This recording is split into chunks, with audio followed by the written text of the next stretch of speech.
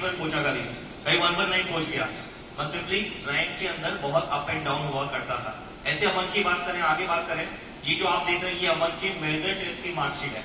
यहाँ भी आप देख होंगे कि मार्कशीट के अंदर बहुत ज्यादा जिगजैग है।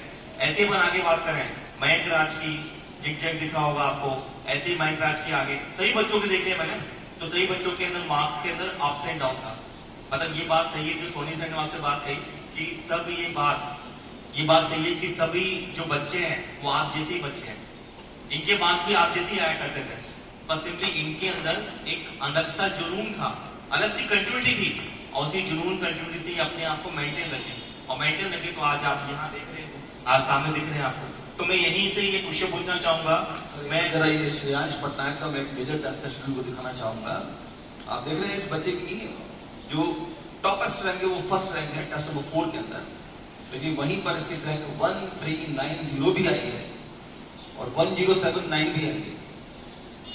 तो कितना बड़ा एक ह्यूज यहाँ पर जो डिफरेंस क्रिएट हुआ है, उसके बावजूद भी अपने आप को मोटिवेटेड रखकर स्टूडेंट अगर 705 मार्क्स ला पाता है तो ये वाकई बहुत एक अप्रिशिएबल बात होती है।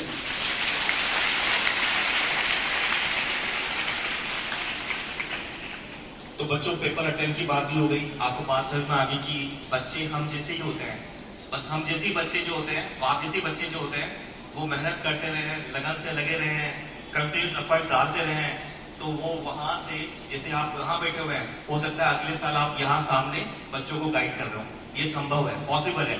और एक बात बता दो बच्चों आपको, बच्चे कई बार सोच लेते हैं कि ना केवल 12th के बच्चों की रैंक आती है, एनक्यूज के बच्चों की रैंक आती है, ऐसा नहीं है बच्चों। आप ध्यान से बात सुने तो जो अमन त्रिपाठी है इसने रिपीट किया है, और जो मयंक राज है इसने भी रिपीट किया है। तो बच्चों रैंक कहीं से भी आ सकती है, रैंक सिंपली पढ़ने वाले बच्चों की आती है, जो कंटिन्यूसली अपनी पढ़ाई में एफर्ट डालते रहते हैं उनकी रैंक आती है। मेडिकल के अंदर सिंपली एक लाइन भी है, आपने सुना भी हो शायद तक, diligence is more important than intelligence. इसका मतलब जानते हो बच्चों, आप सिंपली आप डेली अपने मेडिकल के अंदर डेली अपना एफर्ट डाल रहे हो, आप 6-7 घंटे डेली कंटिन्यूसली पढ़ाई कर रहे हो, तो आराम से आप मेडिकल कॉलेज में अच्छी रैंक लेके आ सकते हो, आराम से लेके आ सकते हो। बस सिंपली इसमें होना चाहिए डेली अपना कंटिन्यूस एफर्ट डालना चाहिए। मतलब कोई बहुत ज्यादा जरूरी नहीं कि आप बहुत ज्यादा इंटेलिजेंट हो, बहुत ज्यादा शार्प माइंड हो, जरूरी नहीं है, पर आपका एफर्ट जरूरी है। आपका एफर्ट जब लगा रहेगा तो अच्छी रैंक आप लेके आ सकते हैं। बच्चों आगे बात करते हैं, अटेम्प्ट की बात तो हो गई है, साथ साथ में बात करते हैं कि पेपर अटेम्प्ट के बाद आपकी जो सिली मिस्टेक्स होती थी, सिली मिस्टेक सभी से होती बच्चों, तो सिली मिस्टेक इन बच्चों से भी होती थी। तो इनसे पूछते हैं कि सिली मिस्टेक को कैसे दूर करते थे। तो मैं पूछना चाहूंगा श्रेयांश पटनायक से, श्रेयांश आप बताओ कि आप सिली मिस्टेक को कैसे दूर करते थे। मतलब बहुत बार तो ऐसा होता है कि हम क्वेश्चन पढ़ने में नॉट इनकरेक्ट लिखा होता है, तो उसमें प्रॉब्लम हो जाती है कि सारे ऑप्शंस नहीं पढ़ते हैं। तो फिर उससे मैं क्या करता था, एक जगह पर लिख के रखता था कि मेरे क्या क्या मिस्टेक्स हो सकती हैं। तो फिर टेस्ट के पहले हमेशा उससे मैं एक बार गो थ्रू करता था और ये ट्राई करता था कि वो मिस्टेक कभी दोबारा ना हो। यही सेम क्वेश्चन माइंड से पूछते हैं, माइंड तुम क्या करते थे। जनरली अगर कभी सिली मिस्टेक्स मेरे से होते थे तो हर एग्जाम में होते थे, और उमर पब्लिक में मुझसे मिस्टेक होता था। तो जनरली ये है कि मैं उसको सही करने के लिए ये मानता हूँ, अगर मैंने शुरुआत में ये प्रैक्टिस करा था कि उसे लिख के एग्जाम से जब जाऊँ तो उससे पहले इसको रीड करके जाऊँ, थोड़ी बहुत कम हुई थी बट उतना भी कम नहीं हो पाया था सिली मिस्टेक्स। तो मैंने सोचा कि ऐसा होता क्या है। जनरली मुझे ये पता चला कि उसमें हम लोग लैक ऑफ कंसंट्रेशन की वजह से मिस्टेक्स होते हैं, या फिर आप अगर इजी क्वेश्चन है तो कुछ ज्यादा ही ओवर एक्साइटेड हो जाते हैं। कभी भी चार ऑप्शन नहीं पढ़ते, अगर फर्स्ट ऑप्शन आपको लगे कि दिख जाता है यही आंसर है तो टिक मार के आगे बढ़ जाता है। तो कहीं ना कहीं वो कंसंट्रेशन पे सब कुछ डिपेंड करता है। तो मैंने कंसंट्रेशन को बढ़ाने के लिए योगा किया था। तो बहुत ही अच्छी बात निकली, कंक्लूजन ये निकला बच्चों कि एक तो में ये करना है कि हमें हर पेपर के बाद, हर एलएम के एग्जाम के बाद अपनी एक मिस्टेक डायरी जरूर से बनानी है। हमसे जो क्वेश्चन गलत हो रहे हैं उसे जरूर से नोट करना है, और साथ साथ में उसका रीजन क्या है, हमने क्वेश्चन रॉन्ग क्यों किया है उसे भी नोट करना है। और जब भी अगला एग्जाम हो उस एग्जाम के पहले उस गलती को देख के जाए कि हम क्या गलती कर रहे हैं, तो 100% धीरे धीरे आपकी गलतियां कम होती जाएंगी। और साथ साथ में जो मयंक ने बात की कि आपकी कंसंट्रेशन एग्जाम के अंदर बहुत अच्छी होनी चाहिए, आपका फोकस, क्वेश्चन के लिए फोकस बहुत अच्छा होना चाहिए। क्वेश्चन आपको बहुत सही तरह से दिखाई दे, उसको बहुत तरह से सही तरह से आप पढ़ें, क्वेश्चन को ध्यान से पढ़ना है, उसकी लैंग्वेज को ध्यान से पढ़ना है, उसके ऑप्शंस को ध्यान से पढ़ना है, चारों ऑप्शंस को पढ़ना है, ये सब आपको फोकस अच्छे से करना पड़ेगा, तो क्वेश्चन के सही होने के चांसेस बढ़ जाएंगे। पर तब भी क्वेश्चन ये आता है कि सर हम कोशिश तो करते हैं, आप भी बोलोगे सर हम कोशिश तो करते हैं कि हमारा एग्जाम के अंदर कंसंट्रेशन पूरा बना रहे, पूरी फोकस करें, पर तब भी कहीं ना कहीं कंसंट्रेशन हम लेट कर देते हैं, यानी कंसंट्रेशन मिस हो जाती है। तो क्यों मिस होती है? हमारी कंसंट्रेशन एग्जाम के टाइम पर क्वेश्चन को फोकस करने के समय मिस क्यों हो जाती है? इसका रीजन क्या है?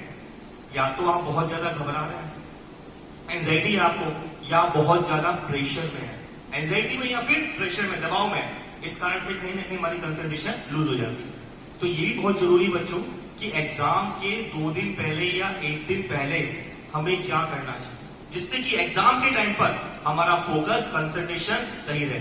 तो ये भी पूछना चाहूंगा बच्चों से, या बच्चों आप बताओ, मैं आप बताओ कि एग्जाम के 1 दिन पहले 2 दिन पहले क्या करना चाहिए जिससे कि कंसंट्रेशन एग्जाम के टाइम पर हमारी सही रहे। उसमें एक बात मैं ऐड करना चाहूंगा, वैसे तो एकदम परफेक्ट बात है। 99% केसेस के अंदर जो हम कहते हैं कि साहब रिलैक्स मूड में रहिए, एकदम चिल मारिए, एग्जाम से पहले प्रॉपर नींद निकालिए, बिल्कुल होना भी यही चाहिए, बिल्कुल 100% एग्री भी करता हूँ। लेकिन शुरुआत से कहते आ रहे बात आपसे फिर कह रहा हूं, हर व्यक्ति का व्यक्तित्व अलग अलग होता है। God of cricket Sachin Tendulkar under pressure कभी नहीं खेल पाए, कभी नहीं खेल पाए। लेकिन भाई उलट विराट कोहली भी है जो कि सिर्फ और सिर्फ अंडर प्रेशर ही अच्छा खेल पाता है। तो हर इंसान का व्यक्तित्व अलग अलग है। हाँ, 99% केसेस में अपन बोल सकते हैं कि हाँ आराम से रहिए, मस्त रहिए, प्रॉपर सब काम करिए, लेकिन फिर भी उलट पुलट सारे काम हो सकते हैं। तो किसी को भी 100% फॉलो नहीं करना है, फॉलो करना है खुद को, खुद की स्ट्रेटजी बनाइए, उस स्ट्रेटजी को फॉलो करिए। ठीक है, आज हम आपको बहुत सारी बातें बच्चे सिखा देंगे, हम सिखा देंगे आपको, कितने दिन फॉलो कर लोगे? 1 दिन, 2 दिन, 3 दिन, 4 दिन, 5 दिन, 6 दिन, फिर वही हाथ के 3 बात, फिर थोड़ा सा भूल जाने वाली सारी बातें अपन। खुद के लिए स्ट्रेटेजी बने। एक गौरव सर ने इतनी बढ़िया बात यहां बोल दी आज, intelligence is more important than intelligence in medical field. हाँ, अगर हम IIT जेईई एडवांस की बात कर रहे हैं तो फिर वहां इंटेलिजेंसी इज मोर इंपॉर्टेंट। अपने इस मेडिकल एग्जाम के अंदर तो इंटेलिजेंसी ही ज्यादा इंपॉर्टेंस रखती है as compared to intelligence. Schedule बना लीजिए, लेकिन उसको बनाने से कुछ नहीं होगा, उसको through out the session follow करना पड़ेगा। फॉलो नहीं किया कुछ नहीं होने जाना। मैं ये करता था, मैं वो करता था, कितने दिन करता था? अरे साल भर किया है भैया, थ्रू आउट द सेशंस को फॉलो किया है। 1 दिन 2 दिन काम नहीं किए वाले। एक चैप्टर में शॉर्ट नोट्स बन गए, एक चैप्टर में रिवीजन कर लिया, एक चैप्टर में वो हो गया, नहीं, ये एक चैप्टर के लिए बात नहीं हुई है। थ्रू आउट द सेशन हम क्या करते रहे हैं वो बातें बताई जा रही हैं आपको। 1 दिन या 2 दिन की बातें नहीं बताई जा रही हैं आपको। इसको बहुत ढंग से अगर फॉलो कर सकते हो तो अप्लाई करना अपने अंदर, ठीक है? Yes please. हाँ, तो टेस्ट के 1 दिन 2 दिन पहले क्या करना चाहिए?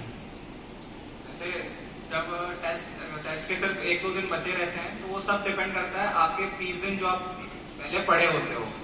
क्योंकि अगर आपने 20 दिन नहीं पढ़ा है तो वो 1 दिन में भी आप खास कुछ नहीं कर पाओगे। हो सकता है कि आप 1 दिन में पढ़ लो, कई स्टूडेंट्स का ये रहता है, कभी कभी जब मैं भी नजर में ये था मेरे साथ भी कि मैं 1 दिन में थोड़ा सा पढ़ लूं और इवन स्कोर ठीक ठाक आ जाते थे, लेकिन उसमें अपने को लगता है सब कुछ आता है। फिर होता क्या है ना कि आप बहुत जल्दी उस चीज को भूल जाते हो, क्योंकि 1 दिन में कितना भी याद रख लोगे वो ज्यादा देर तक याद नहीं रहती है। तो कहीं ना कहीं सारी बातें वो 20 दिन पर डिपेंड करती है, आपने 20 दिन कितने अच्छे से स्टडी किया है। तो अब मैं ये बताना चाहूंगा कि 20 दिन आप कैसे स्टडी करें कि जिस आखिरी दिन आपको बिल्कुल भी प्रेशर फील ना हो। जैसे फर्स्ट डे आपने स्टडी करना स्टार्ट किया तो रोज का रोज तो करना है, तो आपको सब सिखाते ही है, मतलब ठीक है, रोज का रोज आपने किया। सेकेंड डे जब आप स्टडी करने बैठो जरूर से 10 मिनट शुरुआत के फर्स्ट डे का जरूर रिवाइज करो। उससे क्या फायदा होता है ना कि 1 वीक तक अगर ये रेगुलरली करते रहोगे तो जो फर्स्ट डे पढ़ाया गया होगा वो आपको 7 डे तक लगातार रिवाइज होता रहेगा, वो बहुत ज्यादा आपको अच्छे तरीके से याद हो जाएगा। और जब वीकेंड आया, आपका संडे है, तो उसको जितना भी आपने 7 दिन में पढ़ा है उसका पूरा शॉर्ट नोट्स बना लो। कुछ ऐसे क्वेश्चंस होते हैं जिससे आपके सारे कॉन्सेप्ट क्लियर हो जाते हैं, मतलब इलस्ट्रेशंस वगैरह ऐसे होते हैं जो पूरा का पूरा मतलब कॉन्सेप्ट को क्लियर करते हैं आपके। तो वो चीज ऐसे ऐसे क्वेश्चंस को आप मतलब मार्क कर लो। तो वो हमेशा आपको रखना कि उस वीक में जितना पढ़ाया गया है उसको एकदम बिल्कुल कंपाइल कर लो, क्योंकि बात वही रहती है, इतना छोटा आप नोट्स बना सकते हो, फिर आखिरी दिन बस उसी को रिवाइज करना होता है, फॉर्मूले को, डेट्स को, साइंटिस्ट नेम को, जो चीज आप जनरली भूलते हो। तो बच्चों कंक्लूजन ये है कि आपको आपकी स्ट्रेटेजी जो 21 डेज में टेस्ट होता है उसकी स्ट्रेटेजी आपको फर्स्ट डे से फॉलो करनी पड़ेगी। ऐसा नहीं होना चाहिए कि फर्स्ट डे एग्जाम हुआ है पर 3-4 दिन 5 दिन तो हम पढ़ाई नहीं कर रहे हैं, हम 2 घंटे पढ़ रहे हैं, 1 घंटे पढ़ रहे हैं, 4 घंटे पढ़ रहे हैं, ऐसे काम नहीं चलेगा बच्चों। आपको टेस्ट की अगले दिन से ही आपका जो कंटिन्यूस वाला पार्ट है ना 6-7 घंटे जो पढ़ना ही चाहिए वो वैसे ही पढ़ना चाहिए। तो आपको 100% जब एग्जाम का लास्ट डे आएगा आपको बहुत ज्यादा स्ट्रेस फील नहीं होगा, आप रिलैक्स रहोगे, आपको ज्यादा एंजाइटी नहीं होगी, क्योंकि आपका कोर्स पूरा कवर हो चुका है, आपका रिवीजन भी हो चुका है, सिंपली आपको जो इंपॉर्टेंट पॉइंट्स हैं वही जस्ट रिवाइज करने होंगे। जब प्रॉपर प्लान में आप पढ़ाई करोगे तो ज्यादा एंजाइटी घबराहट नहीं आएगी, और एंजाइटी घबराहट नहीं आएगी तो एग्जाम के अंदर कंसंट्रेशन सही रहेगा, और एग्जाम में कंसंट्रेशन सही रहेगा तो आपकी सिली मिस्टेक्स नहीं होगी, जो आपको आते होंगे क्वेश्चन उसके आंसर भी आप सही लगा के आओगे। बच्चों एक लास्ट क्वेश्चन वो टेस्ट के लिए पूछना